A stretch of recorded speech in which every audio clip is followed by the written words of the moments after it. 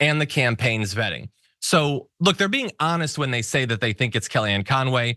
And also it does appear that it is, and we'll get to the evidence. But I also want to rebut the idea that Trump is not turning his back on Vance in any way. He is regularly trying to distance himself from Vance these days. Even in his appearance at the NABJ, we didn't get to it on the show, but he was asked a question about whether it was a good choice to have him, considering the damage that Vance seems to be doing to the ticket. And he was like, lot of faith in him and the other candidates, as if it's still an open thing, and then goes on to say, and importantly, historically, it's never really mattered who's the VP. People pay attention for a few days, and then it's all about the president, which, by the way, largely historically has been true. But why would you say that about your dude? You're supposed to be boosting him, and now you're calling him historically irrelevant. So I do think there's reason to believe that he could be turning away from JD Vance. But that said, I want to give you a little bit more of the gossip about Kellyanne Conway.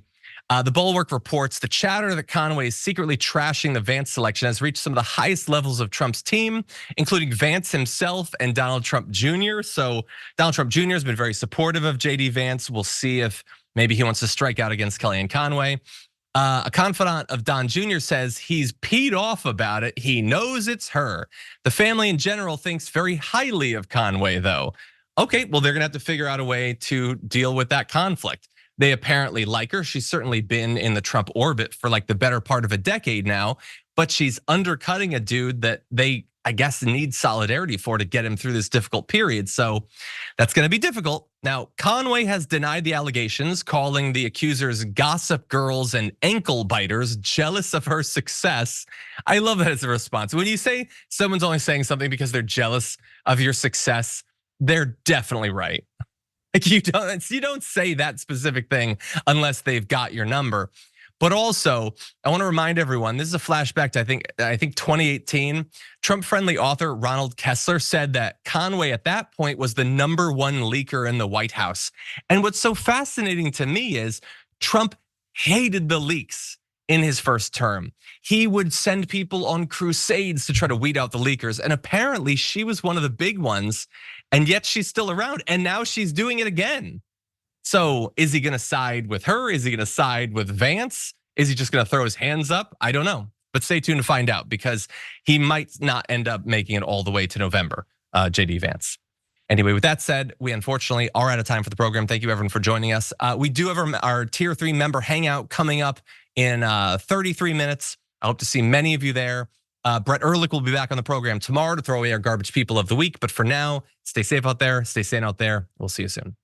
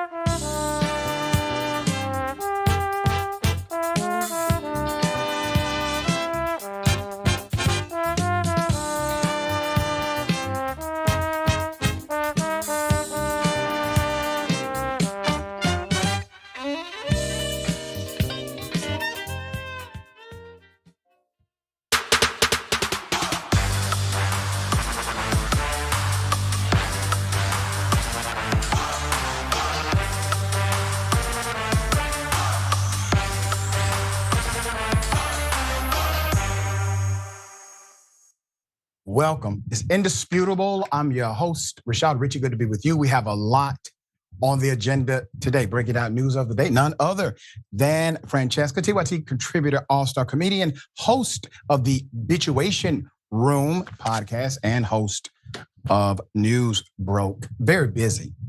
All right. So much. Right. Top story of the day. Hell of a thing happened. Prominent, very prominent Black female, 66 years of age, renowned in her community, accosted by the police, pulled out of her car, assaulted, and it's on video. Here it is.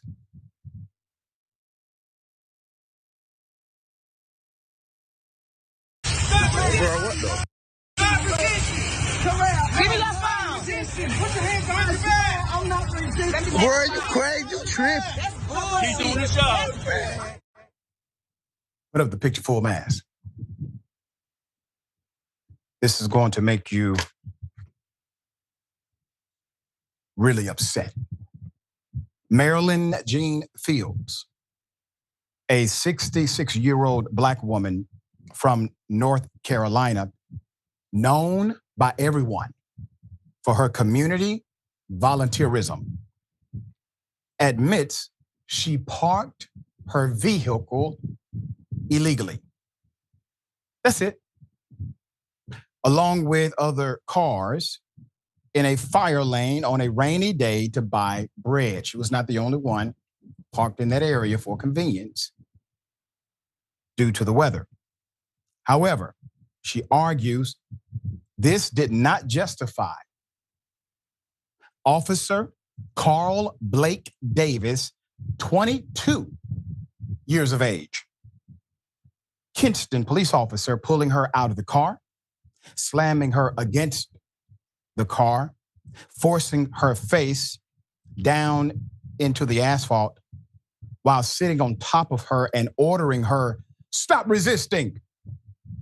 A witness video captured Fields saying, quote, "I'm not resisting," as the officer sat with his full weight on her body.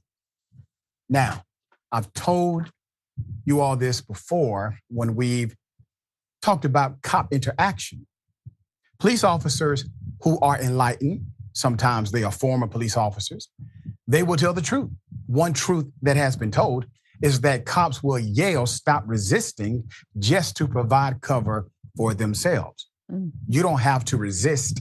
They are trained by the unions, by the way, to yell, "Stop resisting," to insinuate there's a weapon when there is none, etc. The incident took place on July 18th, about 6:50 p.m. after Fields pulled up to a grocery store during the pouring rain to buy a loaf of bread. She noticed other cars parked in the fire lane as well, which is a common occurrence in that city. It's called a cultural norm. However, once inside the store, an employee came on the loudspeaker and advised customers to move their cars from the fire lane because the police had arrived and they were issuing citations, meaning not even an arrestable issue is going on here. We're just giving tickets. We're trying to get this money, okay? There's more. However, once she pulled out the fire lane, she was leaving. Once she pulled out the fire lane and headed towards the exit, the same cop who already had an interaction, slight, the same cop stepped in front of the car, waved her down, ordered her to stop. He then demanded her driver's license to issue her a citation. Fields said the cop spoke to her in an aggressive tone as if she were a dog and asked the officer if he spoke to all citizens in a similar manner. But before she knew it, he was pulling her out of the car. Remember, this is a 22-year-old cop pulling out a damn near 70-year-old Black woman because of a non-moving violation, a citation, okay? Slamming her against the car before placing her face down on the wet asphalt with his knee on her back. A witness began recording. After the cop was already on top of her, telling her to stop resisting and to place her hands behind her back. But she said it was difficult placing one arm behind her back because it was under her body. And he placed his full weight on her. Can we go back to the screenshot again? I want to make sure we highlight the truth of her statement there, okay? She was then transported to the police station where the cop left her car running in the parking lot with the doors unlocked, her purse sitting on the passenger seat. He took no care, no concern. Members of the community knew Ms. Fields, contacted her family to let them know about the running car. So they drove to the parking lot and secured the car. She said in a phone interview with Atlanta Black Star. And big ups to Atlanta Black Star, great reporting here, Carlos Miller and Cruz. There's a statement from the cops. So the police department said they initially were called to deal with a driver who had locked their keys inside the car. But then the officer noticed the cars parked in the fire lane and began issuing citations. Oh, that's it. He took initiative. That's right. He was there to actually do some real decent work. You know, somebody locked the keys in the car, cop comes, hero of the day. And then he says, pouring rain, let me do citations rather than go to the store and say, hey guys, come on and move your vehicles. It's in the fire lane. All right, y'all have a good day. They said they were initially called just to do a locked key from an individual in the area. He saw other cars. He began to issue citations. They posted a following statement on Facebook on July 19th describing their side of the story. Now here it is. Here's the spin. KPD officers were called to 2407 North Heritage Street regarding a vehicle parked in a fire lane with the keys locked inside. Upon arrival, officers began addressing multiple fire lane violations. During this time, Marilyn Fields, 66, of Kingston, attempted to drive away from the fire lane. Officers stopped Fields and attempted to address the violation, but she refused to comply with the investigation. What investigation? It's a citation. Fields continued to resist officers and was eventually taken into custody. She was cited for the fire lane parking violation and arrested for resisting a public officer. Fields was released on an unsecured bond. Can we talk about the legalities just for a moment? Let's talk about the legalities. Number one, it's a non-moving violation. It's a non-arrestable offense. It's not even a misdemeanor in the city. It is considered to be an ordinance violation. It's a civil penalty, okay? It's a civil penalty. You have a non-arrestable offense. It is a civil penalty. She's not required to take the citation under the ordinance rules. This is not a normative ticket, okay? Literally, if they didn't come outside, they would have just put a citation on the window because it's not required. They signed for it in lieu of bond. Once again, non-arrestable offense here. So she is literally doing what the law requires, leaving. She's in the fire lane. Nobody has ticketed her yet. There is no citation, so she's leaving. She's acting in compliance with law, and then the law enforcement officer decides to stop her because he did not get to the car in time. That's not how it works. If you leave before the inspector comes, you're good. It's a non-moving violation. There's more. Phil's nephew, who goes by King Yara on Facebook, said the police have a long history of racial profiling in the town with a population of about 20,000 people made up of mostly Black people. But despite the population of Kingston being made up of more than 64% Black people and white people making up less than 25%, according to the US Census, the police department only has a handful of Black officers, said her nephew. In 2019, police officers met with members of the community to discuss ways to improve the systemic racism that has resulted in inequalities between white and Black members of the community, according to WITN News. In 2017, the Black residents filed a lawsuit against the city, claiming the city was targeting historic Black houses to demolish under their condemnation program while ignoring white homes. There's more. The suit was dismissed at the lower levels before making its way to the North Carolina Supreme Court, which determined in July that the lower court had erred in its decision. It vacated and remanded the case, meaning it will go back to the appellate court to allow judges to get their minds together and do the right thing, or the high court will. Here we are.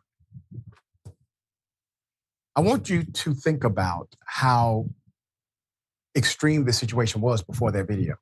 Because remember, we don't have the video of her being pulled out of the vehicle. We don't have that part. Thankfully, the young man who started recording, he did it proper. He did. He stayed out of the way. He made sure everything was documented. He made his complaint known just like every other member of the community who saw it. And now that becomes the damning evidence against the cop, against the city, and hopefully transformation can start. Perhaps it can take place. But she will get justice, in my opinion, civil justice included. But will this 22-year-old cop be arrested? And that's exactly what should happen. Francesca, thoughts here? Yeah, I mean, look, these are the situations that can easily escalate into something like the shooting of Sonia Massey, right? Yep. It isn't another officer that can't keep their cool. They are supposed to not only enforce the law correctly, meaning don't put hands on people over a citation, but also they're the ones who are supposed to de-escalate situations and certainly not escalate them. And 9 times out of 10, what are we seeing? The cops always escalate.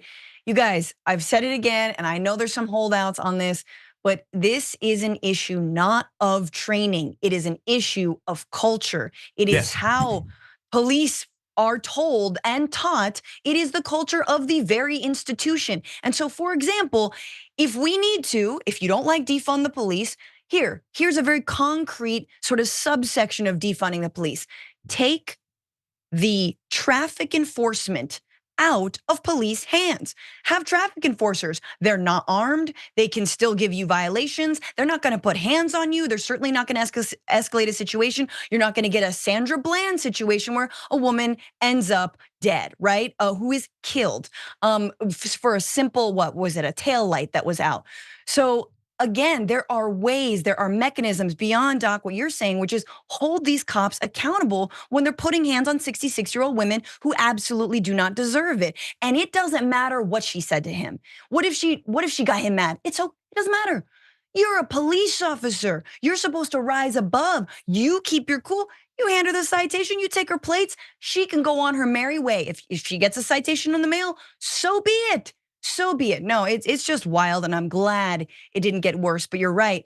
Cities like this, look, in North Carolina, it's all across the country. This is not just this city. It's not just Kinston. It's so many counties that are going through this. Yeah, and the irony is, if she was already out of the fire lane by the time he wrote the citation, meaning he still had not written it, she's going to beat that case as well, because the officer cannot eye an ordinance violation. It has to be in real time. Right. This is just utterly ridiculous. We're going to stay on top of it and give you the updates. All right. Well, BP Kamala Harris, presidential contender, has responded to Trump's racial dig, saying she doesn't know if she's Black or Indian. Trump says he appreciates both races, but she does not. Here it is. Some of your own supporters, including Republicans on Capitol Hill, have labeled Vice President Kamala Harris, who is the first Black and Asian American woman to serve as vice president and be on a major party ticket, as a DEI hire. Is that acceptable language to you? And will you tell those Republicans and those supporters to stop it? How do you define DEI? Go ahead. How do you define diversity, equity, inclusion? Okay, yeah, go ahead. Is that what your definition? That is give me a definition then. Would you give me a definition DEI. of that? Give me a definition. Sir, I'm asking you a question, you very have to direct define question. It. Define it for me if you would. I just defined it, sir. Do you believe that Vice President Kamala Harris is only on the ticket because she is a Black woman? Well, I can say no. I think it's maybe a little bit different. So I've known her a long time indirectly, not directly very much, and she was always of Indian heritage, and she was only promoting Indian heritage. I didn't know she was black until a number of years ago when she happened to turn black, and now she wants to be known as black. So I don't know, is she Indian or is she black? She is always But you know identified as a black woman. I She went to a respect historically either black one. college. I respect either one, but she obviously doesn't, because she was Indian all the way, and then all of a sudden she made a turn and she became a black person. Just to be clear, sir, do And you I believe think, that I think she is somebody should look into that too when you ask continue in a very hostile, nasty tone. It's a direct question, sir. Do you believe that Vice President Kamala Harris is a DEI hire, as some I really Republicans don't have know. said? I mean, I really don't know. Could be. There are some. And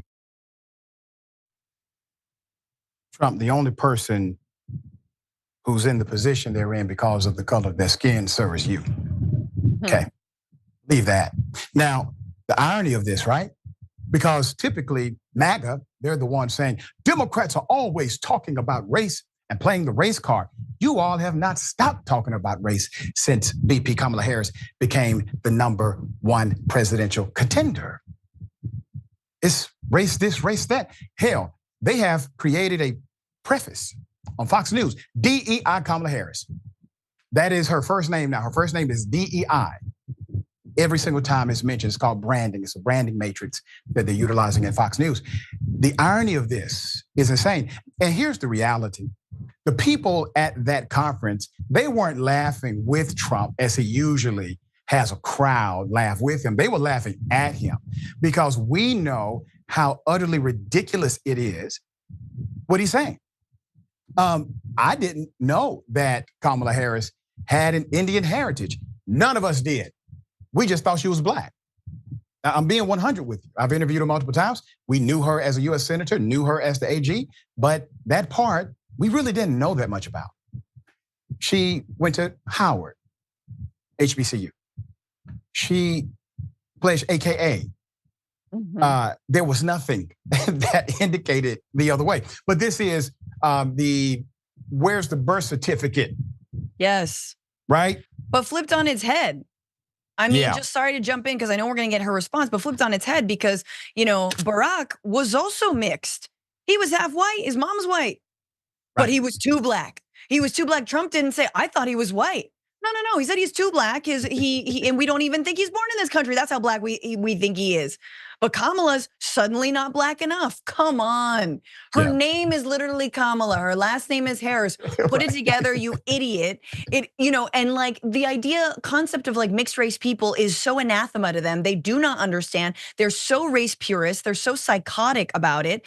And anyway, that is, Doc, you take it away.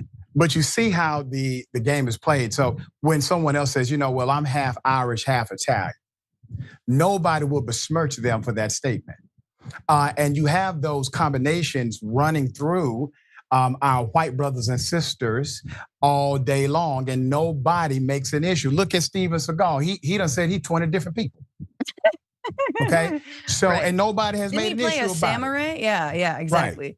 Right. All right. So VP Harris responded. Here it is. This afternoon,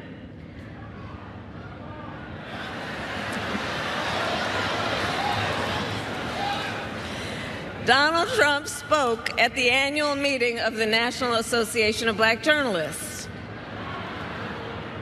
And it was the same old show. The divisiveness and the disrespect. And let me just say, the American people deserve better. The American people deserve better. The American people deserve a leader who tells the truth, a leader who does not respond with hostility and anger when confronted with the facts.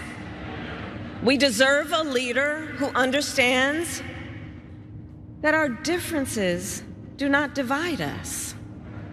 They are an essential source of our strength.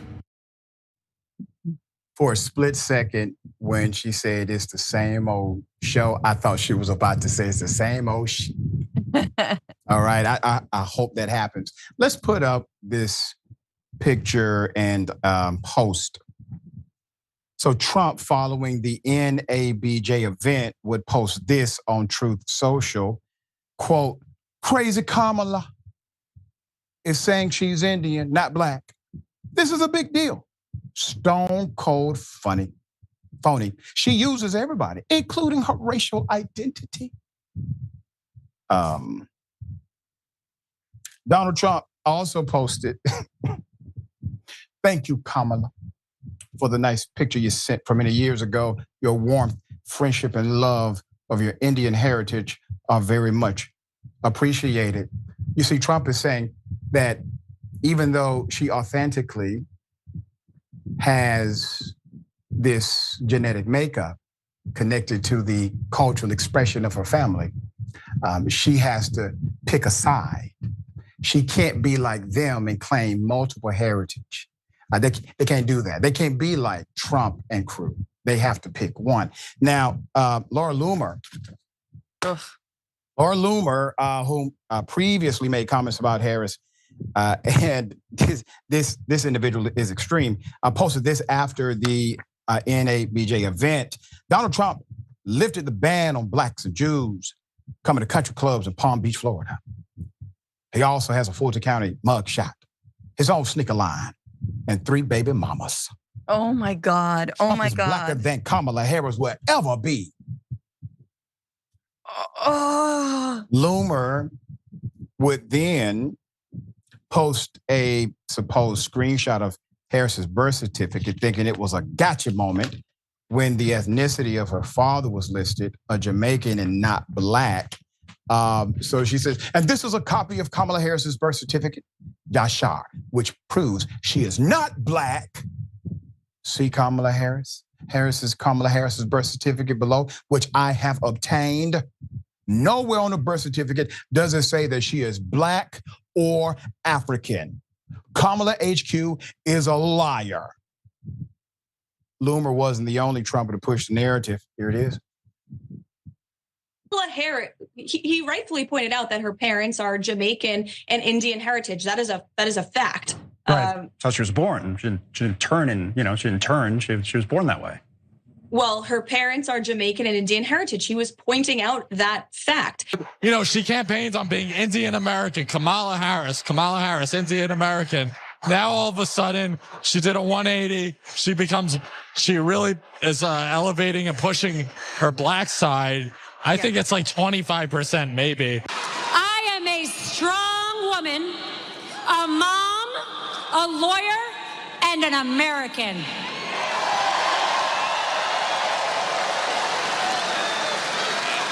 And unlike you, Kamala, I know who my roots are. I know where I come from. You're a spawn of the devil, madam. That's where you come from.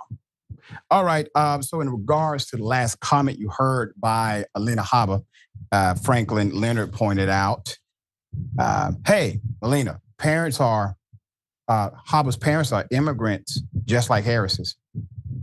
The difference is that Harris talks about India and Jamaica, Habba doesn't mention Iraq. And in what has to be the most hypocritical speech ever, J.D. Vance said this about Harris. Kamala Harris is a phony who caters to whatever audience is in front of her. I don't know if you saw this, but earlier this week, look up the clip. She went down to Georgia and started talking with a fake Southern accent. I'm serious. Now, what the hell was that all about? Kamala Harris grew up in Canada.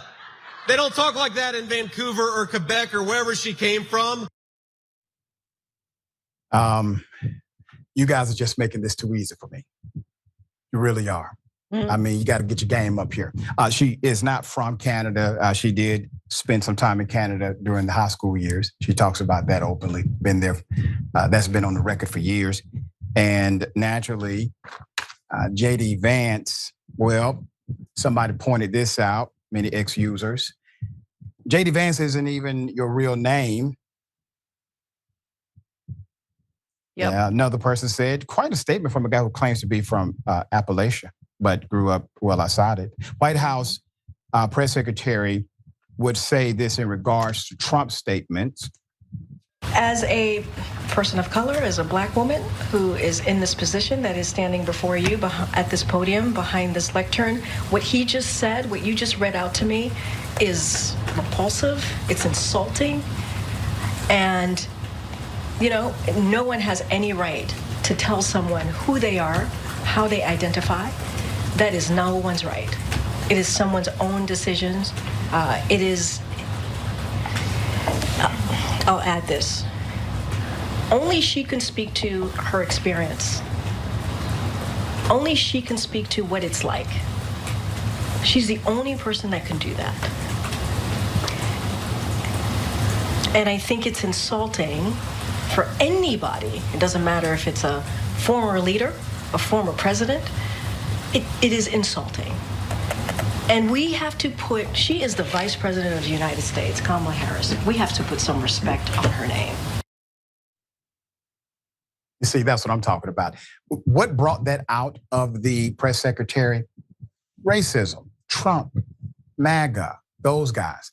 So I get it. This is all they have, but their strategy is working quite well for Kamala Harris. Mm-hmm. All right, Francesca, thoughts? No, that's exactly right. Look, every Republican advisor told him the same thing. Don't call her a DEI candidate, stay away from her race. And at the NABJ conference, when he's like, I think it's a little different. And the camera pans to him and you're like, oh boy, here we go. And he made it worse. He created his own Obama birtherism, but now in the year 2024 against Vice President Kamala Harris. And it is backfiring and it will backfire. And the rest of the NABJ interview was a total S show. It completely showed he is ill-equipped to even, he doesn't know how to speak to any Black American in this country, let alone a community, let alone multiple places. No, he has no way. He's comfortable about speaking about Black Americans to a crowd of white people. That's the only way he feels comfortable. And I just want everyone to really understand. He does this with Jewish Americans as well, but he also does it with Black Americans.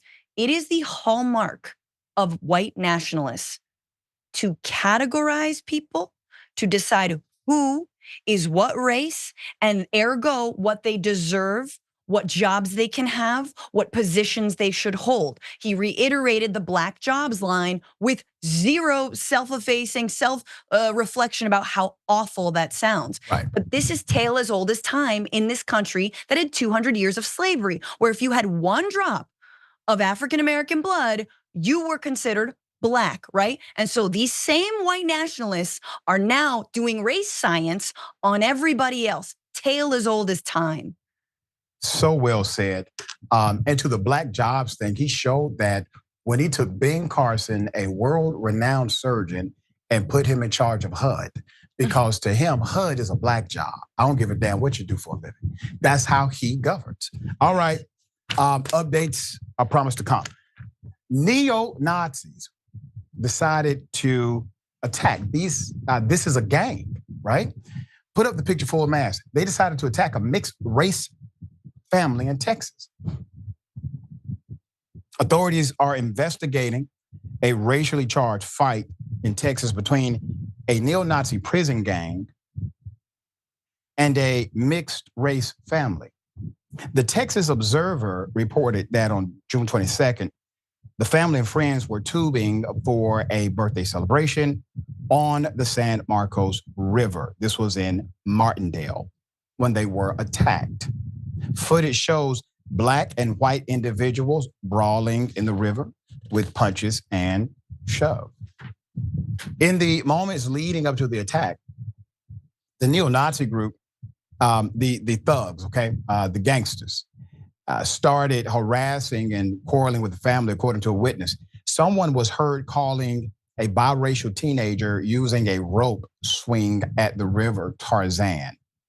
A verbal argument ensued between the neo-Nazi group and the family. One family member put their hands up to try and calm the situation, but someone ran into her and shoved her into the water, starting the melee. In the chaos, someone was reportedly heard shouting, "White power!" In a now deleted Reddit post, one victim described how the members of the neo-Nazi gang had swastika tattoos and other Nazi symbols on their bodies. The victims told the Observer that one person suffered a concussion, facial swelling, and a bruised retina, resulting in partial vision loss. And another received a bruised eye during the fight. Despite numerous people being involved in the attack, police arrested only one individual who was part of the gang. He was charged with a misdemeanor assault, causing bodily injury that was classified in the police report as a gang-related crime motivated by anti-multiracial group bias. Hate crime aggravator should have been applied or should be applied. By analyzing eyewitness video and comparing images to photos and videos on social media, the Observer identified 5 of the 8 people who were seen attacking the family and instigating the fight as confirmed members or supporters of the Aryan Brotherhood of Texas, also known as ABT. According to the Southern Poverty Law Center, ABT was founded in the early 1980s, and it is an unrelated offshoot of the racist prison gang Aryan Brotherhood. The group is a statewide crime syndicate that's reported to be one of the deadliest in Texas, with members in state prisons and on the streets. So most of the people the Observer identified in their report have criminal backgrounds and have been jailed for assault, burglary, and drug offenses. 3 of them are pictured together on social media wearing motorcycle vests with ABT patches that depict neo-Nazi designs, like the 1488 emblem. If you see that, you know what it is, which is a common white supremacy numeric symbol. After the incident at the San Marcos River, the owners of the business that rented out tubing decried the fight in a Facebook post and shared that they have now banned the instigators for life. Quote, "We had no idea that these kinds of people were going to be a problem. We just help them like we do all our customers." The post states, "Our hearts go out to anyone who is negatively impacted by this awful incident. We stand behind those seeking justice. As far as we are concerned, the perpetrators need to be removed from Texas. Unfortunately, bad people still exist in 2024. One of the people seen in the video throwing a punch wrote on Facebook that the owner is a liar, and then he later deleted that, and he misspelled liar. Okay, one victim told the Observer they're afraid to return to the river and would discourage anyone else from going.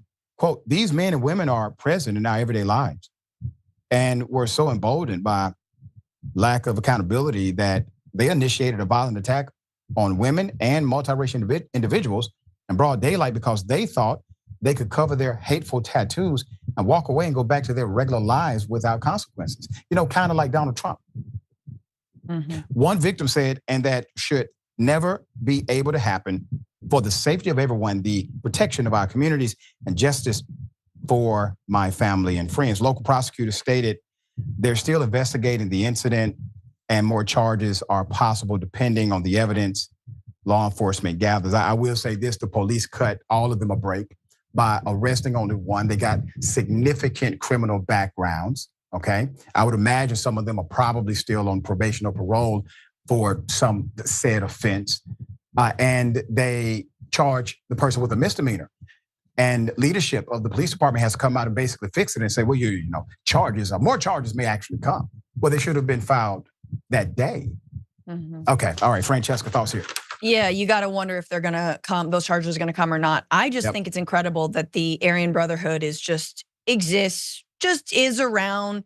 Texas officials know who they are, and police officers know who they are. Maybe there's some members within Texas PD or sheriff's departments. Look, I don't know that for a fact, but we know the crossover between white supremacist groups and law enforcement. Sadly, there's far too much of it. Here's my thing. I don't believe in locking everybody up. If you've committed crime, like what you're seeing right now, yes, you cannot instigate fights. You cannot brutalize people. But my real thing is, this is the kind of extremism that a Trump presidency, as you mentioned, absolutely emboldens. This is the kind of, like, is the FBI on these guys? And how are they on them? Are they on them to really, like, you know, set them up in some weird sting operation and then lock them up forever? I don't think that's the way to go. I think we need real education. I do think we need critical race theory. Hell yeah, in elementary schools. We need people to understand that, like, going to hate groups, that this is not a way out, that your problems are not going to be solved by hating on other groups of people, right? Learning their history about the the melting pot, the fruit salad, however you want to think about this incredible nation of immigrants that we have, and people who are obviously brought here not as immigrants, not willing, and yet we persist and we move on. So again, it's just like, it grosses me out. It's just incredible to me that these white nationalist groups just kind of exist, operate, and yet what are we doing to actually undermine and uproot them? Well said. Some years ago, and I encourage people to read it if they have the time. Some years ago, the Department of Justice released a research summary about the greatest threat to domestic law enforcement. What's the greatest threat? Not Black Lives Matter, but white supremacists infiltrating, becoming police officers. That was years ago. All right, we got more on the other side. It's indisputable, stick and stay.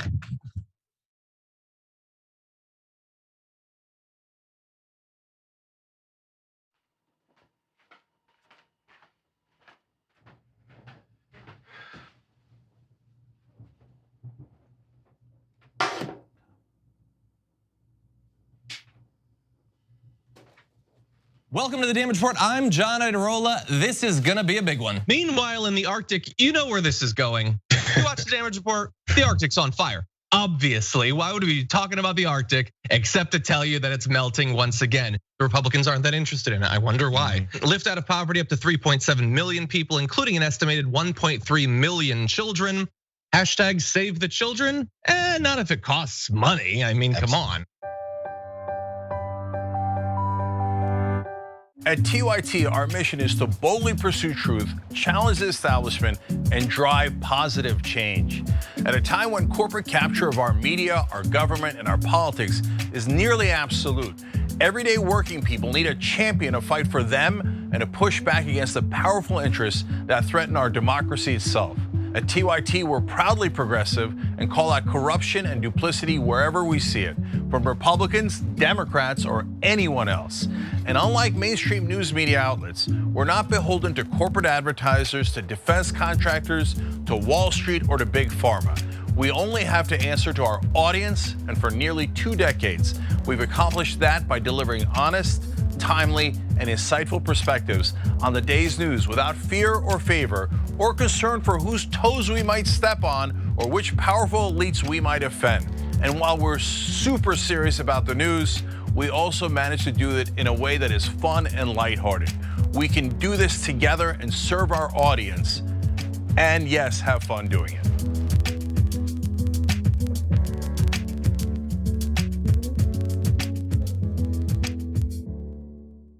Indisputable is still the fastest growing news show in America compared to CNN, Fox News, and 30 other networks. We tell the truth on Indisputable because the truth is indisputable.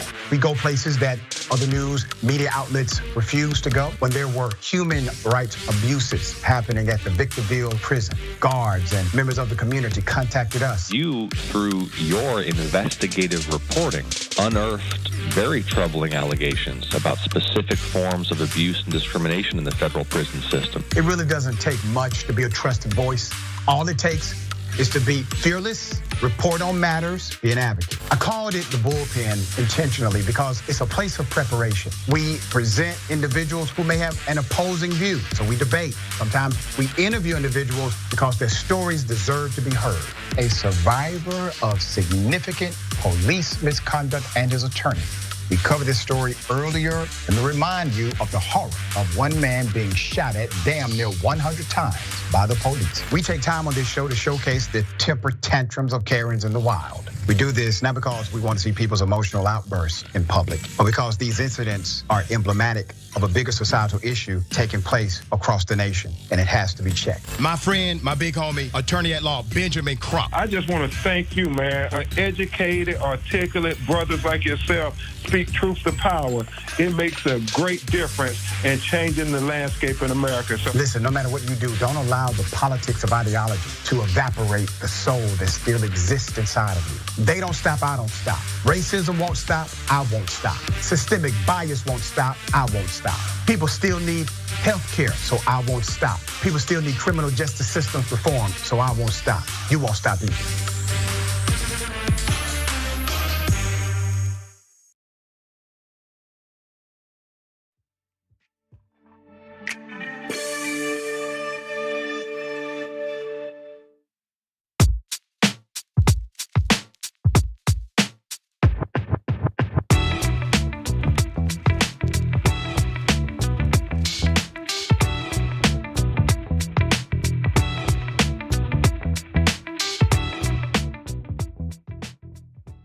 All right, welcome back. A lot of show left. Let me read some of these beautiful comments.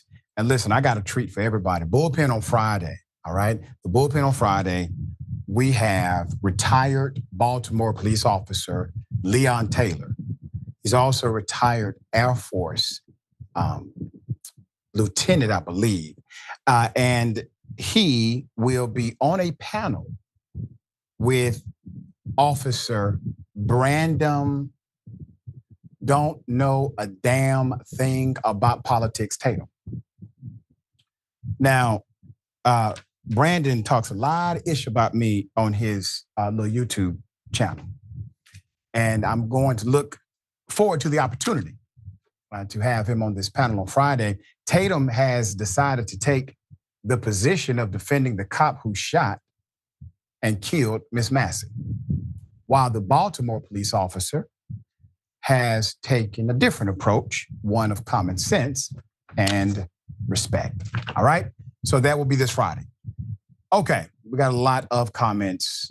Serendipity 44, isn't the parking lot considered private property and the police have no jurisdiction to cite for traffic except if someone is injured or someone is parked in a handicap or fire lane? I think the place they parked was right outside of the establishment.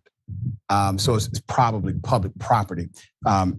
Yeah, so I don't think it was completely private property. And they have some limited rights on private property depending on the local jurisdiction. S. Carmichael, Dr. Ritchie, based on the one drop rule, we didn't come up with that, by the way. All right? They did. Yep. Dr. Ritchie, based on the one drop rule defined by the colonizing fathers, would not that provide proof or colonizing evidence that Kamala Harris is Black, using their own definition of defining Blackness? Mm-hmm. Sir, please, come on, man. Please send that to the administration, because that's what Kamala needs to say at the next meeting. Get that over. You are a genius, man. That's right. It's the one drop rule. All right. Well done. Well said. Stick Mangrit, thank you for that. Oh, wow. You could actually hear Franny's soul leave her body on the Luma post. I know. It was, I mean, yeah. Yeah. Divine Prince, TYMC, welcome to Indisputable, and Twitch. Layman_shaman. It's a good thing she didn't say, I rebuke in the name of Jesus, or she might have caught a bullet. Yeah. That's something for you. Ladies and gentlemen, I wish a Karen would. You want to call the police on them for having a barbecue on a Sunday. You're still free! Back off! I'm going to tell them there's an African-American man threatening my life. You know what? You just open up my bitch, get the away from me, ho. Is you about to out your mom, bitch? Move the out my car. Do not touch my car. Hey. Move the out my way. Bitch, don't open up my I don't give a what you got going on. Well, get the away from me. Don't touch my car. Go to your I'm not playing with you, ho. Don't touch my vehicle. What's wrong with you, bitch? You cut me off. That's what's wrong with me. Back on my face now. I'm not in your face. Go back to your car now. I don't have to. Go back to your car. Don't open up my. You can cut me I don't off. care. Yeah, Go that's to your you're on your phone. I don't give a bye. You need to learn how to touch my car again. You're gonna get your ass whooped. Out of all of that, and I have more video, by the way, Karen wanted to make sure that the record was maintained, that she, in fact, is not a whore, as indicated. Karen, she wasn't referring to it in the traditional normative sense of the word. It was basically calling you the B word with another vernacular. All right, just wanted you to understand what just happened there. Antica, a symbol. Get by. Go on about your business. Don't touch my car. Why are you harassing her? Right. Thank you. Why are you harassing her? Thank you. She just touched my car. So keep it moving. You're alive, right? Keep it moving. She has a whole child. Right. She just came and opened my door. She just opened my door. All I did was this. Don't touch my door. Don't touch it. You're harassing her. Don't touch my car. Stop touching my car. Stop touching my car. Why did you come opening my door? Why? To let you know. I don't care. You don't have to touch my. You don't have the right to open up my car door. I do. That's what I'm telling you. No, you do not. She just witnessed the whole damn thing. You just came, opened up my door, and you just hit my car. I didn't hit your car. I touched your car because I felt faint. Did you just see that? I literally. Okay, the police is gonna get called. You just touched my. You just opened my door with my child in the car. You just hit my car. Now I'm finna call the police. They don't give you a right to touch her car. I just wanted to touch her car watching. Yeah, but you being disrespectful and the baby got to experience that. What's her license plate number? I'm finna call the police on her for touching me and for touching my car. You just touched my car, so. You touched I pushed you because you was in my way. Call 911. I don't give a damn. I got witnesses. You just came, opened up my car door. Anti-Karens were present. I love it. All right, let's put it up full mass. Got some background. So video of multiple bystanders defending a black mother during a dispute with a Karen over a Walmart parking spot was captured by a social media user, Dime Just AUTH, Diamond. Diamond recorded and shared the encounter, which was widely reposted. The video starts with the Karen approaching Diamond's car, opening her passenger door to argue. That's when Diamond gets out to confront the Karen face to face, telling her not to touch her car, making it known her child was in the back seat. Her anger was definitely righteous. In a follow-up video, Diamond said the dispute happened after she pulled into a parking lot or parking spot, the other woman wanted. After she parked, the woman honked at her multiple times. Quote, "I was not being malicious towards this lady. This was my parking spot. My turn signal was on.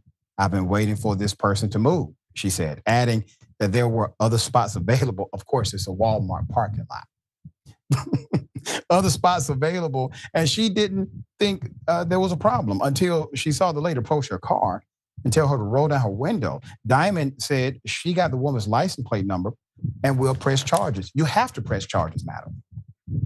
And I remember when I first started reporting on Karens, and if you remember, everyone was letting the Karens go. They were saying things to the police like, I think she's learned a lesson. I'm not going to press charges.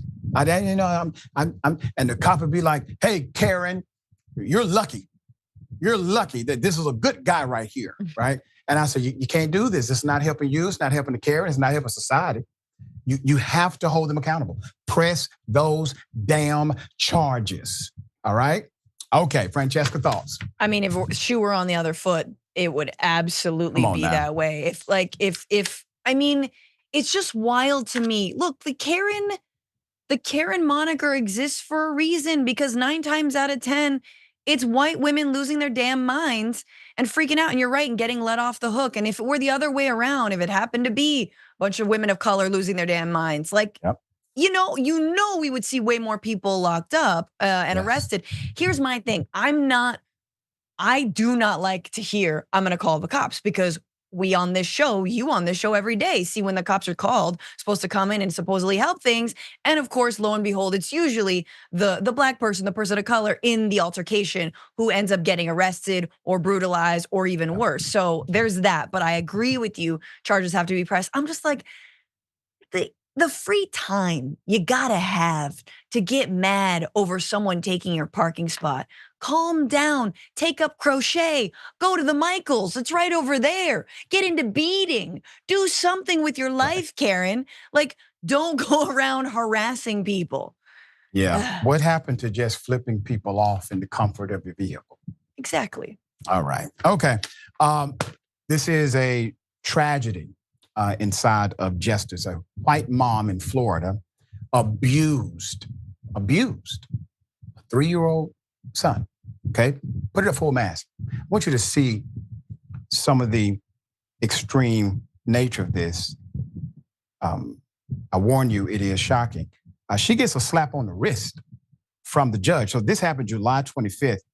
30-year-old Yulia Storozuk, who fled the Ukraine war a year ago, will completely avoid prison time after pleading guilty to viciously attacking a 3-year-old. October 2023, despite the severity of the abuse, she reached a deal with prosecutors to plead guilty to 1 felony count of child abuse in exchange for 3 years of probation. As part of her sentence, she was also ordered to complete a parenting class and undergo a mental health evaluation. So let's put up the judge. We got to do some digging now. That's Judge Carmen Carvarja. Carmen presided over the case in the 11th Judicial Circuit, warned the Sunny Isle Beach, Florida woman she would be incarcerated and then face deportation if she is rearrested before the end of the probation term. So during the proceedings, the judge made clear any future incidents of child abuse would not end well for the mother. Actually, judge, it wouldn't end well for the 3-year-old. Okay. If you lay a finger on this child, you're coming back before me. How are you going to find out about it, Judge? Is a 3-year-old going to call you? The judge scolded the teary-eyed defendant. She added, quote, "The maximum I can sentence you to is 10 years. The minimum I will sentence you to is 22 and a half months of state prison for a finger." But what did she do in real life? She gave her no time. So while the judge is talking about fantasy and make-believe sentences, she gave the woman no time in jail at all, nothing, okay? Although the judge called the mother's actions horrible and believed the abuse warranted jail time, she still granted leniency, saying she took into account a mental health expert's opinion that reconciliation would ultimately be better for the child who was placed in foster care. Now, I want you to understand the mental health evaluation did not conclude at all that she did not have her faculties, that she did not understand what she was doing. She was completely 100% legally, criminally liable for what she did. That was the conclusion of the evaluation. But the judge said, but you know, they said it'd be better for the 3-year-old for me to put the abuser back in the house immediately. So that's what we're gonna do. Put it up full mass. Okay. There's more. The brutal October 2023 assault was captured on a home security video. It's so gruesome we can only show screenshots. The footage was turned over to police by a neighbor being a good person, witnessed the mother viciously pounding a helpless toddler, kicking him after throwing him to the ground. A second Ring camera captured the moment when the mother pushed her son in the chest, causing him to stumble backward to the floor. Miami-Dade County prosecutors, citing the footage, accused the woman of grabbing the small child with both hands, lifting him off the ground, slamming him hard on the floor. The child could have died in that moment. According to the criminal complaint and arrest affidavit, quote, while the victim is on the ground, defendant maliciously kicks the victim twice. Defendant then grabs the victim by the face and pushes him to the ground. As the victim is attempting to get up, defendant repeatedly kicks the victim while exiting camera view. Later, when confronted with the video evidence, the mother confessed, explaining, "My anger just got the best of me because the 3-year-old threw a tantrum and she refused to take him to the playground." Quote, in a post-Miranda recorded interview, defendant is shown the Ring camera footage and admits to being the person in the video. Police wrote in the report, quote, defendant discloses the reason why she pushed her son was punishment for insisting on going to the playground. Defendant went on to say that the son was being difficult and uncooperative. Let's put him up. Okay. You see that guy?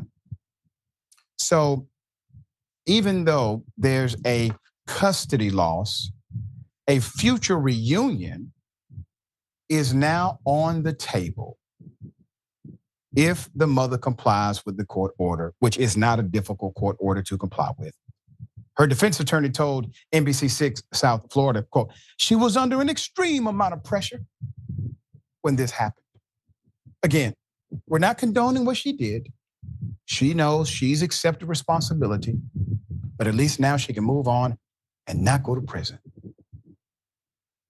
She still has an open case at family court over the custody dynamic, currently represented by a dependency attorney who appeared at the sentencing hearing to oppose the plea deal, according to NBC6 Florida. So remember, family court, the person from family court comes to the criminal proceeding and says, don't y'all let this woman out of jail.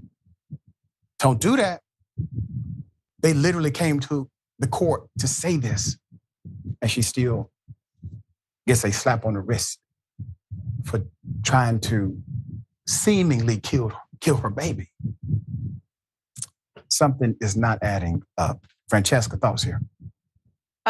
This is just so disgusting and awful and hard to watch. And I don't love the idea that courts get involved in every aspect of our lives. But we know that if the race of this woman were different, she would absolutely be sentenced to time, and her kid would be immediately removed from her, and there would be no custody hearing in the future because it would be completely revoked immediately. Right. So I just need to put that out there. I don't necessarily, look, I do believe in rehabilitation. That is, I truly do, for all people, right?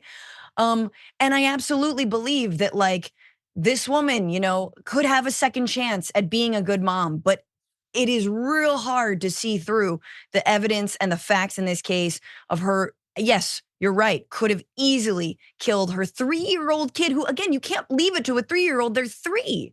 Right. So for me, I'm just like, no, she should not be left alone with this child anymore. And yeah, if that means putting her in prison for a short amount of time, absolutely. And then you have monitors and whatnot, put a Ring camera inside her home. But I don't know, Doc, it's complicated. I just want to say that, look, that's her biological kid, right? That's a mom right there. Yeah. We're living in a time where the right tells you that if you're a step parent, right, you're not a real parent. If you have adopted kids, you're not a real parent. You have to be the biological parent. Look at this biological parent, just beating on her 3-year-old. So we have a long way to go. Yeah, and this sentence helps nobody. It doesn't help the child. It doesn't help the mother get the help that she obviously needs. It helps no one. No one. Nobody made a decision to remedy this at all. All right, we got more on the other side. Indisputable stick and stay.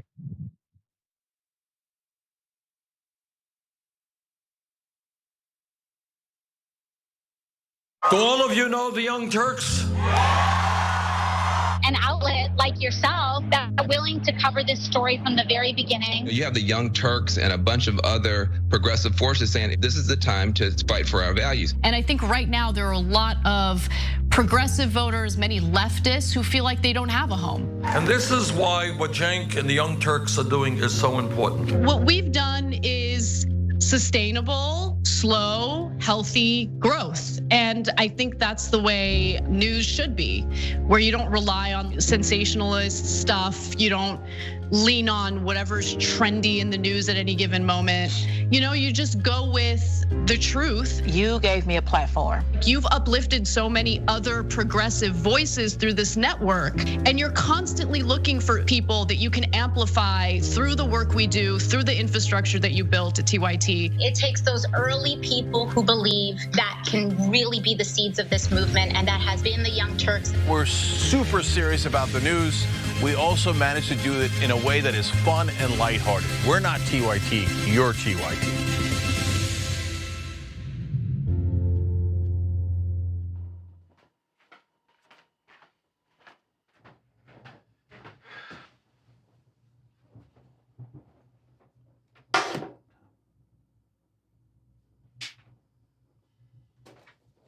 Welcome to the Damage Report. I'm John Idarola. This is gonna be a big one. Meanwhile, in the Arctic, you know where this is going. You watch the Damage Report, the Arctic's on fire. Obviously, why would we be talking about the Arctic except to tell you that it's melting once again? The Republicans aren't that interested in it. I wonder why. Lift out of poverty up to 3.7 million people, including an estimated 1.3 million children. Hashtag save the children? Not if it costs money. I mean, come on.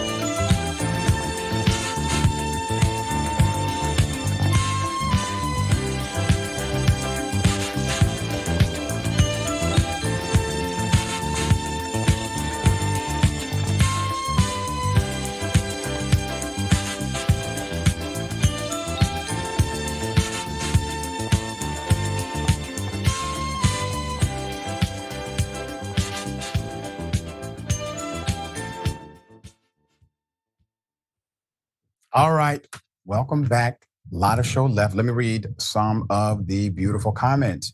36chambers_dragon. This is one of the best anti-Karen moments I've seen so far. You had all walks of life defending this mother from a Karen. Good on all of you strong women. It was touching. It was touching. And now one person said to the black woman, hey, why don't you just calm down? Mm-hmm. Not one. And I said, this is what I'm talking about. That was a beautiful moment, and you're right. All different backgrounds, all right? What did they see? Right and wrong. That's it. Nothing else. All right, Mo Fury. With the Walmart Karen, I don't think shoe on the other foot is the phrase you're looking for, Franny. a better phrase would be if the tooth were in the other mouth. Where do y'all get this stuff from, man? All right. Yeah, I agree with you. Miss Cardio Queen says, I'm sure those tears made an appearance to the courtroom. Yep, sure did. Oh, yeah. All right. After a disastrous performance in front of a truthful and authentic journalist who happens to be a black woman, Donald Trump says he crushed it. Hell are you talking about? He nailed it. Let me remind you of how it started. Mr. President, we so appreciate you giving us an hour of your time. I want to start by addressing the elephant in the room, sir. A lot of people did not think it was appropriate for you to be here today. You have pushed false claims about some of your rivals, from Nikki Haley to former President Barack Obama, saying that they were not born in the United States, which is not true. You have told 4 congresswomen of color who were American citizens to go back to where they came from. You have used words like animal and rabid to describe black district attorneys. You've attacked black journalists, calling them a loser, saying the questions that they ask are, quote, stupid and racist. You've had dinner with a white supremacist at your Mar-a-Lago resort. So my question, sir, now that you are asking black supporters to vote for you, why should black voters trust you after you have used language like that? Well, first of all, I don't think I've ever been asked a question so in such a horrible manner. First question. You don't even say, hello, how are you? Are you with ABC? Because I think they're a fake news network, a terrible network. And I think it's disgraceful that I came here in good spirit. I love the black population of this country. I've done so much for the black population of this country. Look, if I came onto a stage like this and I got treated so rudely as this woman treated Oh my goodness. me, and I'm fine with it because she was very rude, sir. Very rude. That wasn't a question. She Sir, didn't ask you me can a answer the question. question. She gave a statement. That wasn't a question. I repeated You your can answer the statement, sir, question. actually. Donald, I don't know if you have argued with black women a lot in your lifetime, sir. You're not going to win. Kind of like this election. Now, here's the irony, okay? He says, I come on a stage like this and treat, like what? Black people? We're supposed to be happy that you came. We're supposed to treat you like the biggest at Fox News treat you. I wonder, Trump, did you start believing your own hype? Did you really think that you could have dinner with white supremacists in your home? Did you really believe that you could call black people who worked hard to become who they are? You can call them DEI hires and somehow black people would not get offended? Okay, let's get into it. Let's put it up. So Donald Trump, what did he tell his cult? So he goes back to the cult, which is on Truth Social. He says the questions were rude and nasty, often in the form of a statement, but we crushed it. I want you to keep that quote up. Why is he doing this? Number one, he knows good and damn well that his bigoted ass followers, they're not watching the National Association of Black Journalists. So he knows they didn't see it. Mm-hmm. And then whatever clips may come out via the echo chamber of social media, he's just going to say it was taken out of context. And that's what his followers will say for him without him having to say that. It received significant retweets and likes and the whole nine. Donald Trump's interview was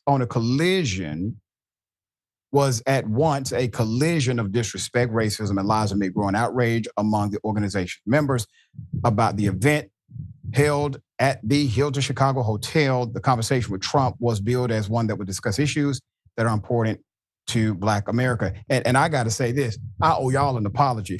To the sister who posed that question first, everything I said critical of this whole thing this week, my bad. You absolved all of it.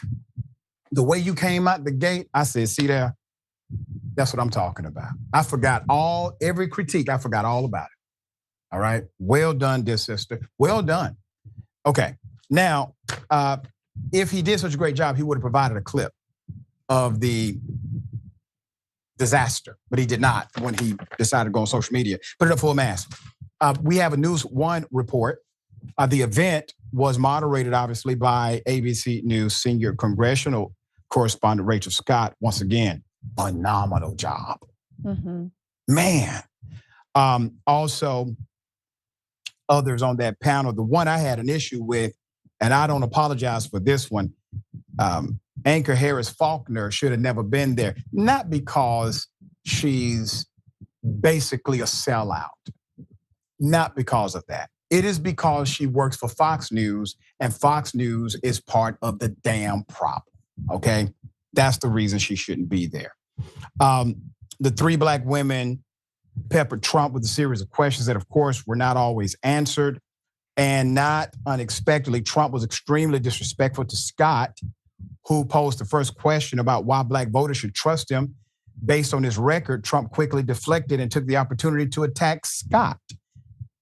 So when he wasn't attacking the moderators, Trump mocked the NABJ for, quote, bad equipment. You got bad equipment. You got Black people equipment. You got Black jobs. He didn't say that. That's what he was thinking in his head. Blaming it for nearly an hour-long interview delay. He also complained about audio issues, alleging he had trouble hearing the questions. Roland Martin went live. He was like, he lying, y'all. He lying. Ain't nothing wrong with this damn equipment over here. Love my brother. Trump complains, here it is.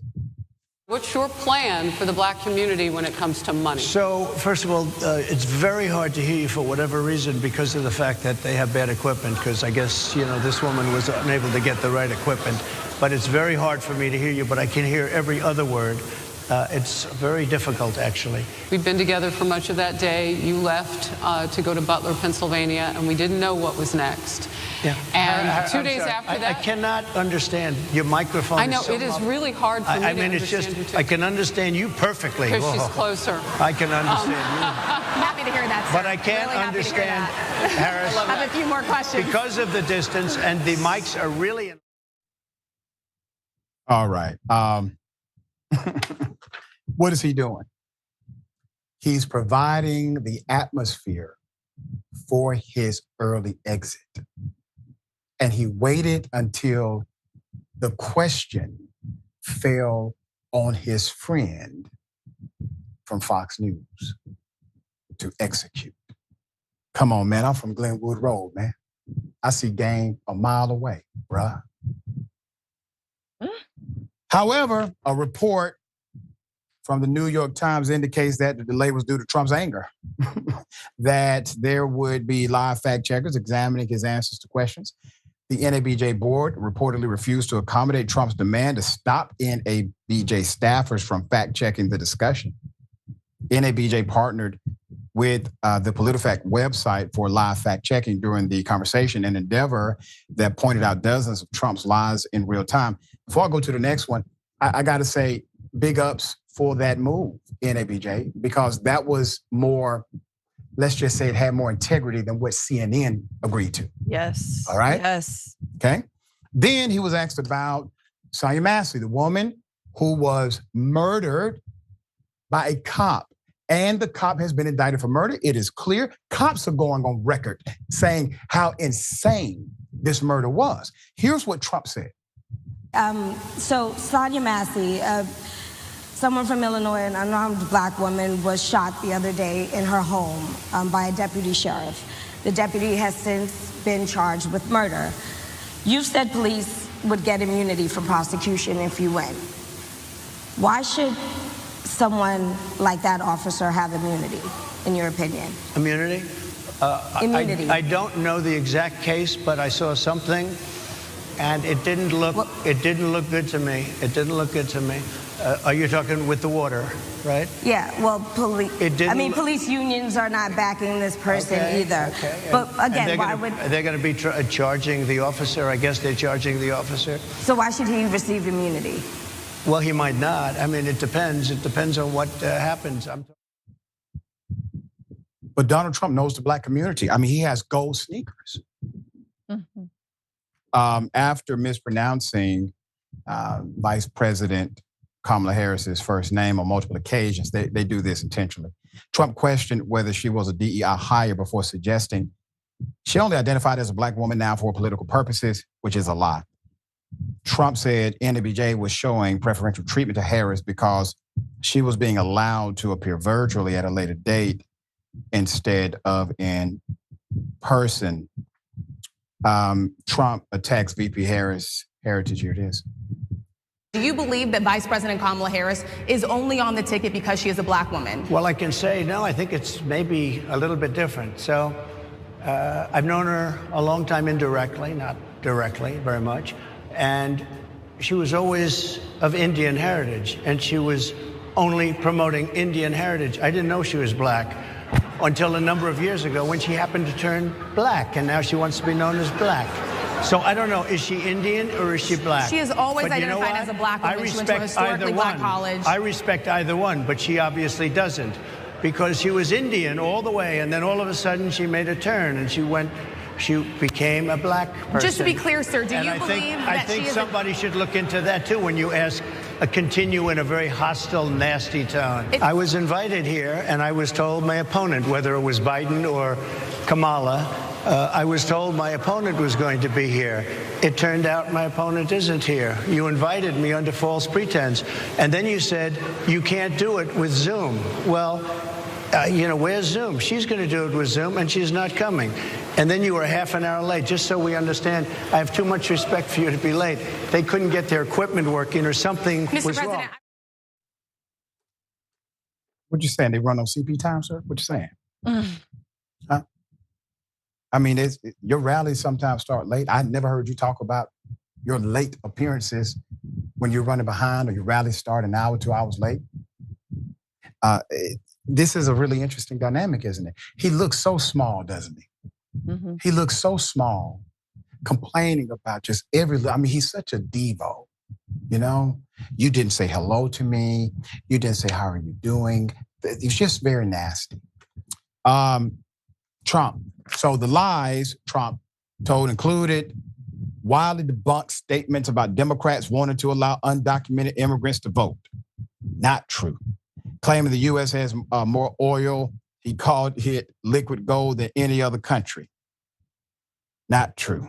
Misstating support for Roe v. Wade being overturned, fear-mongering about inflation in hyperbolic terms, saying that Democrats are allowing for the death penalty for the death of a baby after the baby is born, misstating his work with HBCUs. I'm an HBCU professor, been one for years. He was lying his ass off, and associated funding, and claiming he was, quote, the best president for the black population since Abraham Lincoln. I mean, damn, man, we just bypassed 8 years of our brother Obama. More black people have health care than in the history of this nation because he passed an overwhelmingly progressive bill that you said you were going to make better, and you did nada. Nothing. You also said that Mexico was going to pay for the border. Mexican president told you to kiss his ass. Now you're paying for nothing. That's exactly what happened.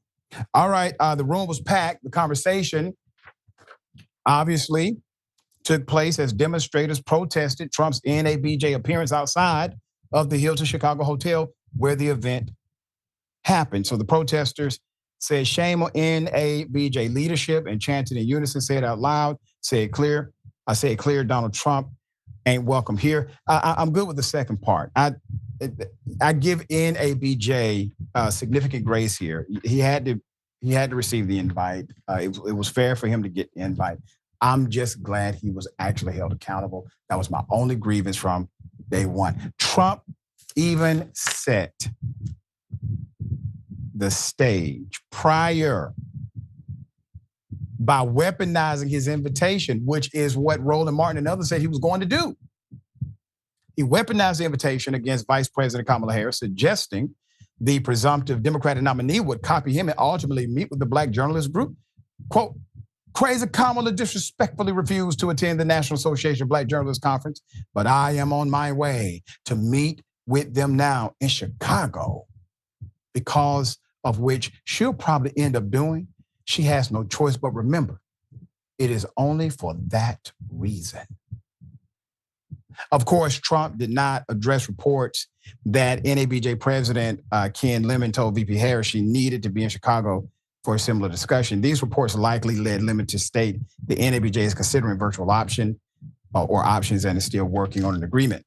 Meanwhile, the fallout among NABJ members has been palpable, with growing outrage that the organization would platform a person, let alone a presidential candidate, who has a documented record of anti-black behavior, rhetoric, and actions, particularly against black women. Trump has in the past made a habit out of attacking black women journalists. A dear friend who's been on the show, April Ryan, is among them, some of whom are also NABJ members, like April Ryan. Ryan took to X and wrote, quote, Trump came into our home, a black press advocacy convention, and assaulted us in our face. What is worse, he was invited to do this by NABJ leadership. Shame. Other journalists had this to say. I mean, in talking to people, you read some of the reporting that I got. I was sitting in the room and people were stunned, right? I'm going to take you a little bit behind the scenes. People were stunned. People were gasping. There were some people who were shouting back at him, saying, that's a lie.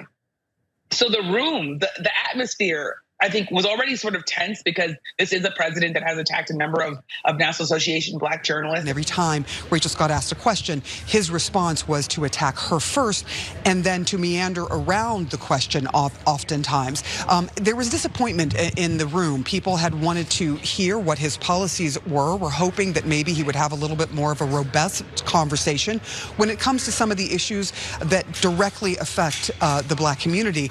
And what they got instead was something of a tug of war between him and questioners who he did not like the questions from. And this is, by the way, a crowd of Black journalists, some of them aspiring, watching this, some of whom know the answers to the questions were not truthful. And so every now and then someone would try to call him out from the crowd, not just from the stands. I don't think that this was a time when Donald Trump really garnered what he wanted to get out of this, which was to attract more Black folks to his campaign, to vote for him. I don't think that's what happened today. Hell no, that's not what happened. They held him accountable. They posed the right questions. Now, Harris Faulkner, the plant, okay, from Fox News. This is why she was there. So what I loved about what you couldn't see today was how much of that audience was enjoying the moment of hearing from a candidate that they might not always agree with. And that is the whole point. That is the growth of journalism, to be able to listen and question those things that you may not know about because you don't often talk to that person or those people. That was the goal here. So for all of that pushback, young journalists that I'm talking to after the event are saying, well, we're glad he's here. And look, you're always going to have a situation like we had today. It was very hard to hear on that dais because of the way the microphones were. They had a lot of technical issues going into this to make this happen. So the delay that there was out to the public that the former president was talking about had a lot to do with that. In those moments yesterday, the audio and technical problems that we were having per the NABJ and ABC News were really, really frustrating. So much of what America is focused on today and so much of what that started with all that emotion and the gotcha moments from the interviewer who was seated directly to his left has really overtaken the fact that we had an opportunity to talk with a president who walked into a racial storm yesterday. While the left is playing the race card mightily, take the air out of the balloon a little bit and let things cool down by saying, look, I'm willing to discuss anything with you, but if you show me disrespect, if we can't have mutual respect, then it's up to you if you want me to get up and leave.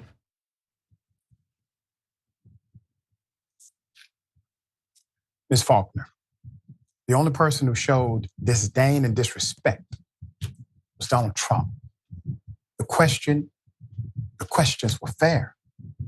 How is it a gotcha moment when the journalist is repeating direct commentary from the man that is in front of her?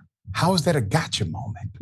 You may not like the fact that the question was posed, but no one, not even Trump, debated that he didn't say it. So what are you talking about? So you go back to your safe haven. I defended you, sister, when your colleague on live news asked you about, do you drink Kool-Aid? Remember that? Remember that racist moment? And the way you looked at him and the way you responded and the way you had to bite your tongue, okay? You got to really think about, what are we doing? You're talented, Ms. Faulkner. The paycheck they give you there, you can make that a dime a dozen. You don't have to do this. You don't have to become this. All right. I welcome you to come on the show anytime. I feel for you, sister. I really do.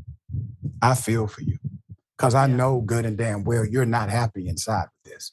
All right, Francesca, thoughts here. And you could tell, I think that's a really good point, because she tried, because she's in front of her colleagues, NABJ members. Yep. She knows she's not on Fox anymore. She doesn't have to carry the amount of water. She wants to actually show that she's a professional. She is a journalist. So she asks some tough question, not tough question. She asked normal questions of Donald Trump, and he flubbed them time and time again. And you hear Harris in the middle of, after one of those questions that she asked him, where he goes back to talking about Rachel Scott, the moderator, and how nasty and mean she is. Right, he and couldn't let it go. Harris goes, oh my God. You hear her exasperated. So she's lying on herself in that moment. But I love the idea that he crushed it. No, it was a disaster. It showed that he has absolutely nothing to say to Black Americans, to Black voters. He has absolutely nothing to offer them other than what he thinks in some cartoonish way they're interested in, like sneakers, or that he's a convicted felon, right? Or that there's one guy who always wears a Blacks for Trump t-shirt behind him. Like, that's all he thinks of Black Americans, that he had time, he had prep, he knew what he was walking into, and he still absolutely went up in flames by his own standards. He did it to himself. So honestly, for me, Doc, and I know there's criticism, hats off to NABJ, because they showed a masterclass on how, if you're going to interview Donald Trump, this is how you do it. You live fact check him, you come with the receipts time and time again, and you give him all the rope.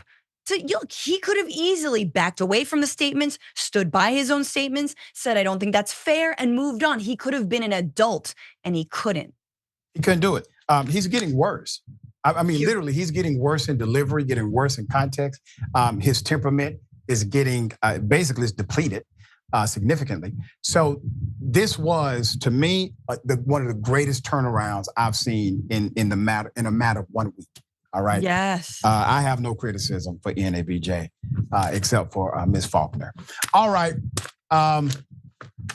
So a right-wing commentator goes on a homophobic rant. Here it is. I say we bring back normalizing the word. We need to shame again. We need to put them back in the closet. I miss those days when people wouldn't tell anyone that they're gay because it was not celebrated. Now it's like people are becoming gay because they want to be celebrated. They're weird. They're outcasts. They just want to feel like they can fit in and have a bunch of people support them for nothing. Like, if you're ugly in 2024, just become a and then, oh, boom, you're popular magically. It's become a trend. Let's make it a trend to shame them again. Who's with me? I'm put a picture full mask here. Those who are small on the inside must attempt to make people small on the outside so that they can be of the same size in their minds. When LGBTQ YouTuber Dead Domain responded to Isabella Moody's post with, put some F words on your makeup team, please. That I damn near fell out my seat with, because when you look, I'm not even a makeup guy where I understand the nuances like that, but her makeup was jacked up. I can tell. Okay. So this happened. Looks like she got out of a hot car. You know what I'm saying? Like, if that's the vibe you're looking for. And again, I'm no expert, and I also don't like to criticize. When someone is that hateful, I say game on. Why does your makeup look like you just got out of a hot car? Yes, exactly. So it was only after days of complaints did X finally, they put a hateful conduct warning, but the point, hasn't been removed and is pinned to her account. So they decided to deplatform white men raising money for Kamala Harris. But they let this clown remain hateful and racist. If she looks familiar, she was also infamous for her statements about how women should date and be led by misogynists. There you go. All right. You literally deserve everything you get in life, madam. You literally do. Okay. All right, Francesca, thoughts? Yeah, it's clout chasing. It's pure clout chasing. And nowadays, right, like YouTube influencers or whomever are just trying to chase that clout, saying the craziest thing they can. And look where it got Donald Trump. He became the president for 4 years. I can't even believe it, by saying the craziest thing and allowing a media ecosystem to actually support that and to never hold them accountable. I mean, you cannot say the word abortion. You can't put that in a title of a YouTube video, right? If we're gonna talk about the stripping of rights away from half half of the American population. Yep. You can't put that in a YouTube video. And yet this woman is putting all this hateful rhetoric out there on YouTube. And I'm sure some of it is censored. Who knows? But I'm just saying, like, the way they're able to monetize this is absolutely wild. And it's just chasing your clicks, your clout for someone who has nothing going on upstairs. And it, like, Yeah. I mean, again, this, when you talk about Karens, Doc, this is just a Karen with a nice microphone in a living room. That's all. And horrible makeup. Yes. And listen, if she keeps this up, she may end up getting a cabinet position if Trump becomes president again. 100%. Right. Always a pleasure having you on the program. Tell people how they can follow you and check out your great work. Yeah, follow me at Franny Fio on all the platforms. YouTube, obviously, where I stream live Tuesdays, Wednesdays, Fridays. And if you're in Chicago, I'm doing stand-up and a live Bituation Room podcast August 19th and August 20th. We added a show on the 20th. It's a late show. It's 9 p.m. It's right in the middle of the DNC. Everyone's going to be a few drinks deep. It'll be wild. So get tickets, FrancescaFiorentini.com. Thank you. Listen, get those tickets if you're in the area. I promise you will not regret it. All right, witty, funny, beautiful humor. Thank you. All right, we appreciate all you do. Remember, take care of yourself, take care of each other, take care of the planet. Remember, the truth is always indisputable.